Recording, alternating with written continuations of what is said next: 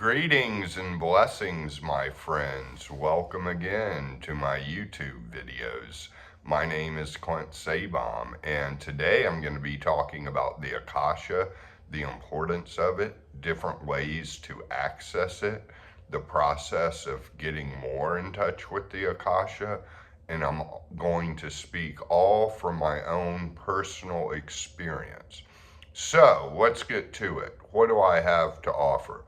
I have individual coaching sessions. I have group transmission sessions where I give a powerful transmission of the Akasha, and I'm getting very good feedback from the power it's having on people. I could also do that in an individual session as well. I have courses on PerseusArcaneAcademy.com, and the courses I have now are on emotional release and also on steps 4, 5, and 6. And it's exclusive content that can't be found anywhere else. So check out some of the links below in the show notes. And you can always email me at thegraveyardcowboy@gmail.com or go to my website at clintsabom.com. All that having said, let's look at the Akasha. So, one way to get it.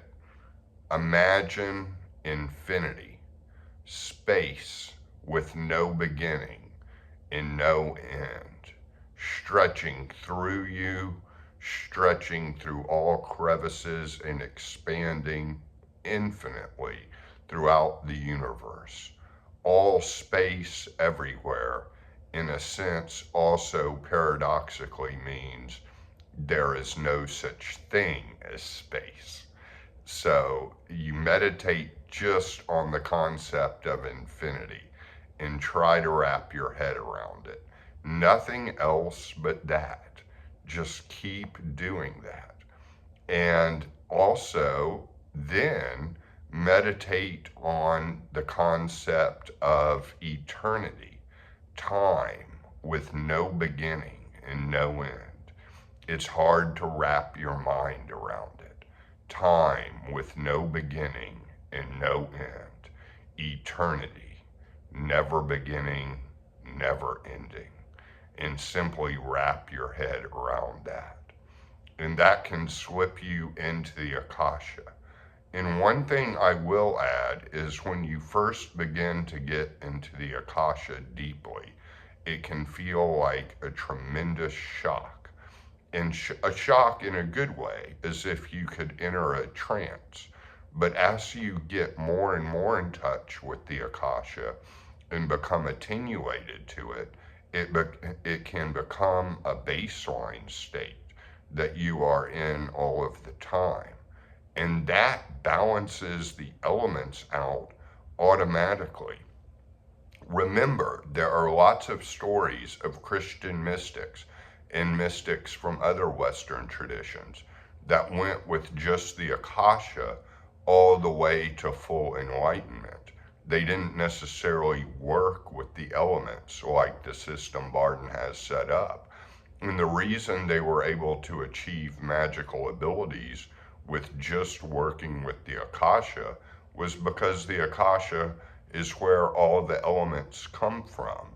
And the Akasha, in getting very in touch with it, will actually balance out all of the elements automatically. And so that is the key, I feel, to all 10 steps of initiation into Hermetics. Getting in touch with the Akasha. And eternity and infinity, space and time, the fact that they have no beginning and no end, also means there is no space and time, which resonates with a lot of things that Barden has said. Now, I also would never underestimate the value of prayer. Just like you can charge elements into a specific room, you can also charge a specific room with the Akasha. And this is actually more important than charging it with the elements. You can basically pray, and I would suggest praying in the same spot every time. If it's your room, pray in the same room.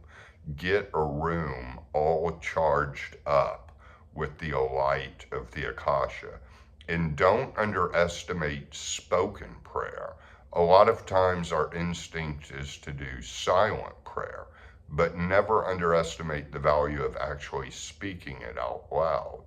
And you can do prayers that have already kind of been fed by the collective unconscious by people doing them regularly. If you do have some Christian leanings, you could say Our Father prayer, or Our Father who art in heaven prayer, or you could say the Jesus prayer, Lord Jesus Christ, have mercy on me. If that fits. If that doesn't fit your concept of the Akasha and God, you can write your own prayers and perhaps write out your own prayer and speak that own prayer every day, maybe twice a day, in the same room with the candles on your altar lit, and really charge up that room. And do it twice a day, every day. It could take as little as 5 to 10 minutes.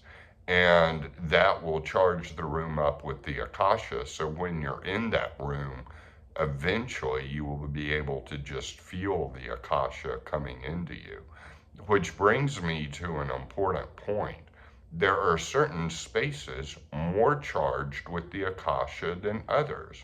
For example, throughout my life, I have found certain Catholic churches, and I'm not Catholic, by the way, but I have found certain Catholic churches that had their doors open.